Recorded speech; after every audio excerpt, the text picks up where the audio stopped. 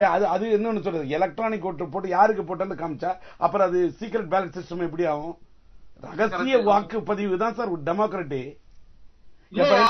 அதாவது டெக்னாலஜில வளர்ந்த நாட்டுகள்ல இந்த மாதிரி எலக்ட்ரானிக் வாக்குப்பதிவு இல்லாத இதுல இவங்க வசதிக்காக இந்த மாதிரி ஒரு சிஸ்டம் போட்டு வச்சுட்டு ஊரை ஏமாத்திட்டு இருக்காங்க.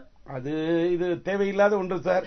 அது நான் என்ன சொல்றேன், இந்திய ஜனநாயகத்துக்கு இது பேரா போகும். இன்னொரு ஒரு முக்கியமான கேள்வி கேட்கணும். இந்த நீங்க இந்த டெசிஷன் நீங்க சொல்றதுக்கு முன்னாடி ஏதாவது கட்சி உங்ககிட்ட கூட்டு வச்சுக்கலாம் அப்படின்னு பேச்சு ஏதாவது வந்துச்சாயா? நான் சார், நான் நேத்தியே சொல்றேன், நான் ஒரு கடவுள் நம்பிக்கையில வந்தாங்க பேசுனாங்க.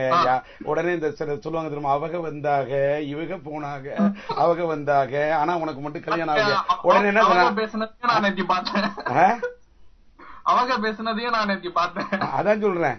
என்னன்னு கேட்டா இதெல்லாம் சொல்லிட்டு அவங்க வந்தாங்க நம்ம உடனே நம்மள கிண்டல் பண்றதுக்குன்னு சில பத்திரிகை இருக்கு.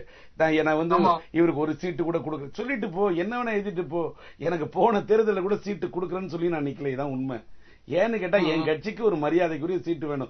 9 சீட்டு கொடுத்தா அவங்களோட கூட்டணி எல்லாம் வேணான்னு சுயமரியாதையோட போன தேர்தலில் வந்துட்டேன்.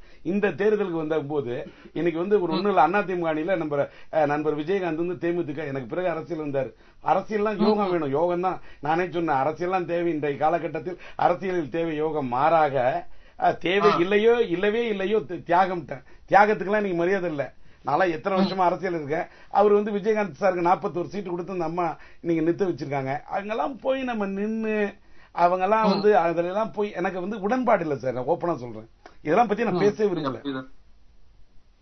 ஹலோ நமக்கு அதனால நான் விலகி நிக்கிறதே பெட்டர் சார். தள்ளி நிக்கிறது பெட்டர். இல்லையா, ஆக்சுவலி நீங்க எடுத்த டெசிஷன் ரொம்ப கரெக்டியா. மத்தவங்க என்ன நினைக்கிறாங்கன்னு தெரியல. என்னோட கருத்து இதுதான். அது வாழ்த்து சொல்றதுக்கு தான் ஆக்சுவலி. நன்றி சார். இன்னும் நிறைய பேர் வெயிட்டிங்ல இருக்காங்க. மீண்டும் சந்திப்போம் சந்திர. ஹலோ வணக்கங்க. டிஆர் சாரா? ஆமா சார். சார் நான் ராம் மினியாபோலிஸ்ல இருந்து பேசுறேன், யுஎஸ். சொல்லுங்க ராம். எப்படி சார் இருக்கீங்க?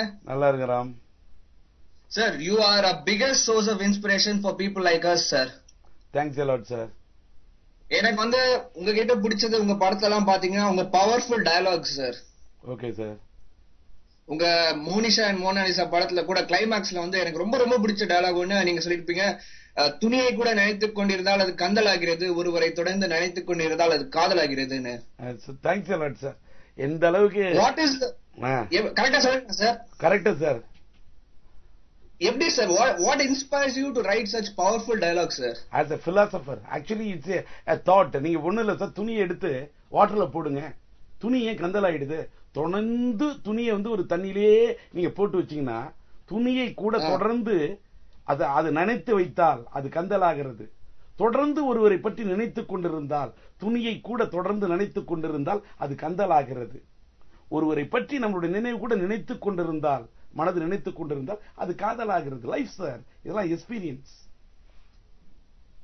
சார். சான்ஸ் சார், லைக் சாதாரண இருக்கும்போது நமக்கு அப்படிலாம் தோணாது sir. But when you come out with such dialogues on the screen, அது பார்க்கும்போது அது ஓ ஆமால நிஜமாவே இப்படி ஆகுதுல அப்படின்னு தோணும்போது இட்ஸ் ஜஸ்ட் பிரில்லியன்ட் சார். இப்ப நீங்க இதுக்கு சொல்றீங்க, நீங்க மைதிலி காதலி டயலாக்ல ஒரு டயலாக் போட்டிருப்பேன். நான் மைதிலி காதல ஒரு படிக்காத கேரக்டர் நடிப்பேன். அமலாவை அமலா ஒரு படிச்ச பொண்ணு. அவர் ரைட்டரா அவளை காட்டியிருப்பேன். ரைட்டரா காட்டும் போது அவர் சொல்லுவா, love it's not one day progress, it's a wonderful process. காதல் லவ்ங்கிறது ஒரு நாள் காலையில வந்துடாது சார். It's a process. உண்மையா இல்லையா? True sir, true sir. It's true. Because அண்ணலும் நோக்கினால் அவளும் நோக்கினால், ராமனும் சீதையும் பார்த்து கொண்டார்கள். கண்ணும் பார்த்தது கண்கள், ஆனால் அந்த கண்கள் பாடியது காதலின் பண்கள். யோசிச்சு பாருங்க சார்.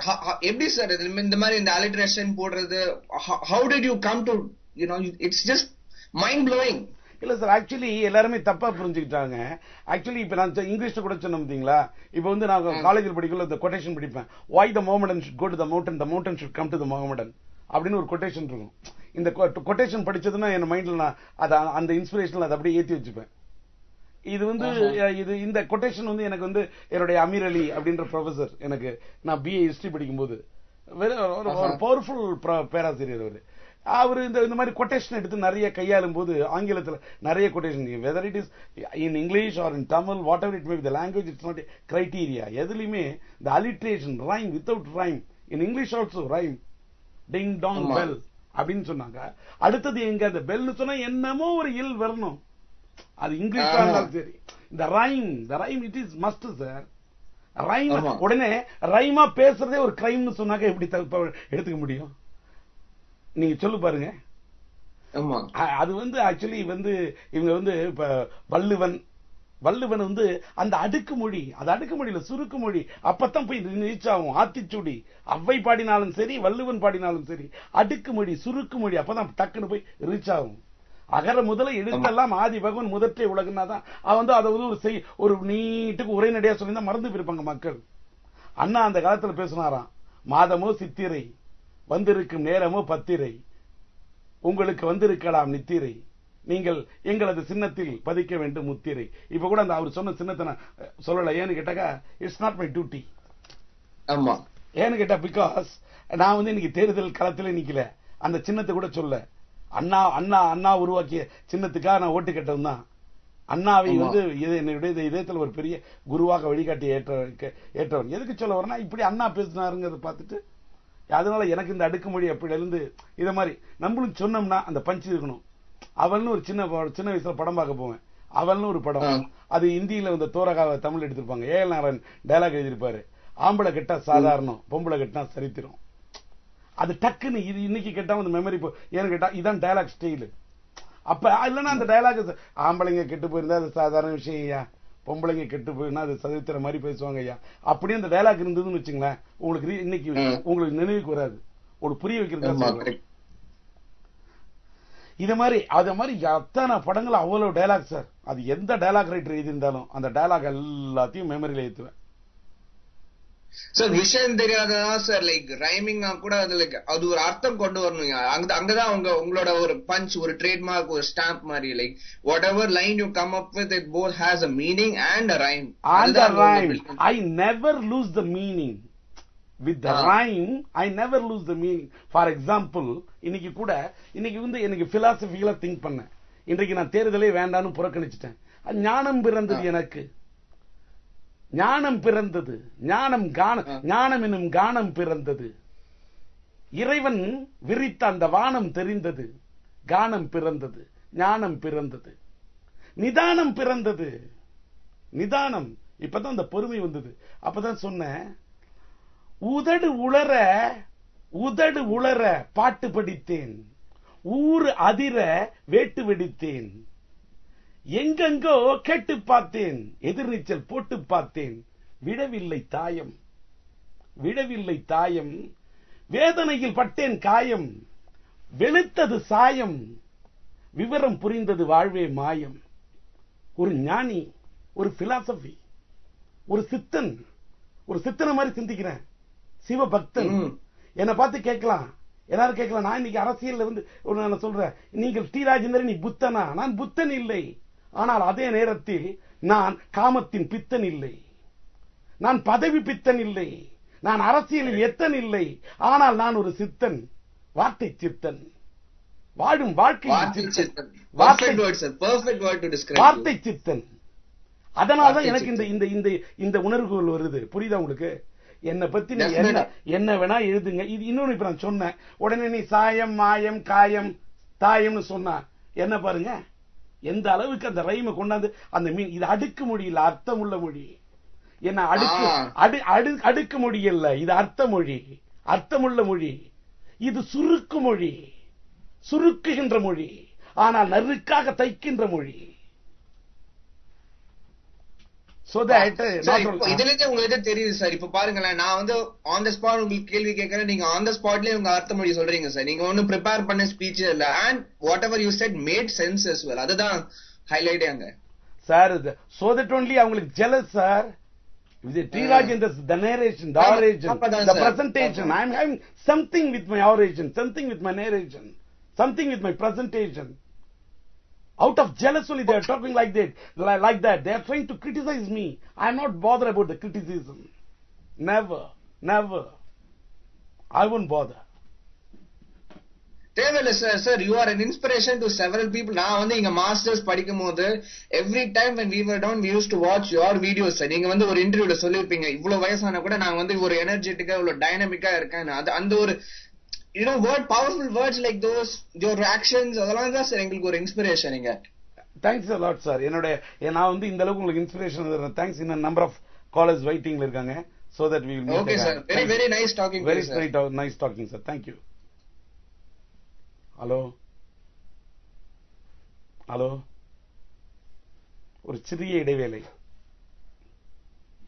தண்ணி கொடுங்க.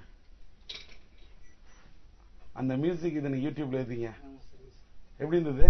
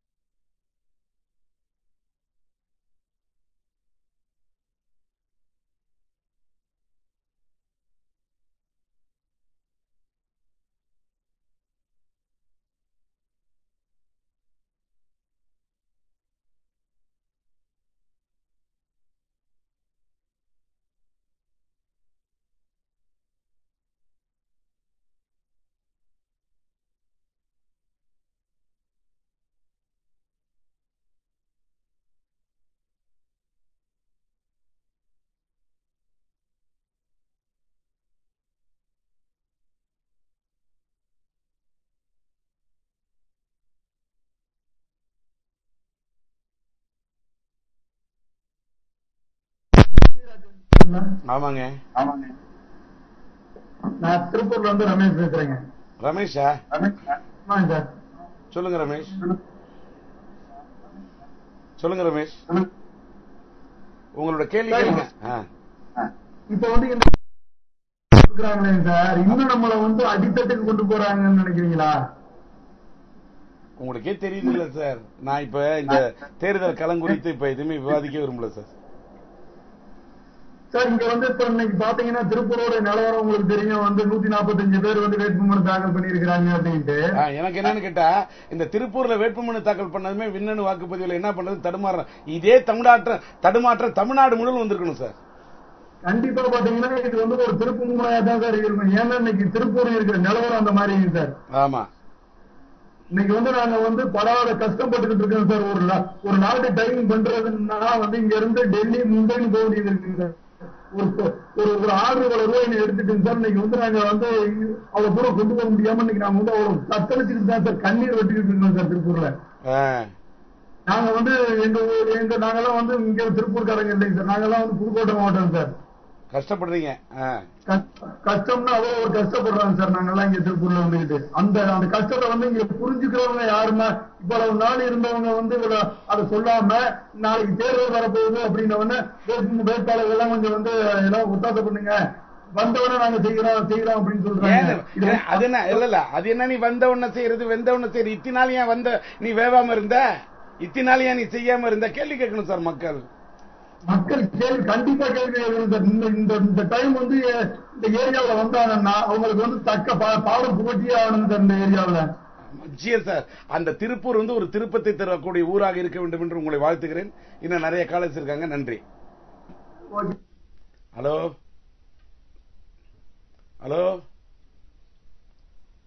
வணக்கம். இந்த திருப்பூர்ல வந்து 100க்கு மேற்பட்ட வேட்பாளர்கள் நிறுத்துறாங்க. ஒரு 65 பேர் இருந்தா மட்டும்தான் இந்த கம்ப்யூட்டர்ல ப்ரோக்ராம் தாங்கும். 100 பேர்லாம் வந்தா இப்ப என்ன பண்றதுன்னு எலெக்ஷன் கமிஷன் திணறுதுன்னு சொல்றாங்க. இதுதான் என்னோட தாட்டு கூட. தமிழ்நாடே மின்னணு வாக்குப்பதிவே இல்லாத அளவுக்கு வாக்குச்சீட்டை முறை வரக்கூடிய அளவுக்கு ஒரு நிலைமை உருவாக்கி இருக்கணும். ஹலோ வணக்கங்க சார். வணக்கம்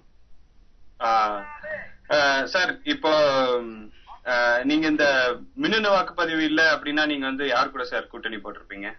இல்ல சார், மின்னணு ஒரு நிமிஷம் சார். மின்னணு வாக்குப்பதிவுக்கு மட்டுமே கிடையாது சார். மின்னணு வாக்குப்பதிவு நிக்கும் போது அதுவும் சேஃப்டியா ஒரு கூட்டணி இல்லாம இன்னைக்கெல்லாம் நிக்கிறது, ஒரு பணபலம் இல்லாம நிக்கிறதுலாம் சான்ஸே கிடையாது சார்.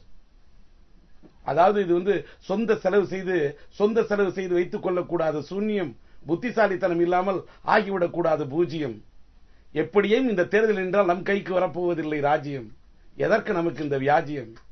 எல்லாம் நடப்பது இறைவனின் ராஜ்யம். யார் ஆக போகிறார்கள் பூஜ்யம்? பொறுத்திருந்து பாருங்க. இறைவன்கிட்ட தான் சார் என்னுடைய உணர்வு எல்லாத்தையும் வேள்வியா நடத்திட்டு இருக்கேன். Okay sir. இப்போ அதாவது சொந்த செலவுல இப்போ நிக்க கூடாது அப்படின்றீங்களா? என்ன சொல்ல வரீங்க? ஆக்சுவலா எக்ஸாக்டா புரியல சார். அது என்ன சார் இவ்வளவு நான்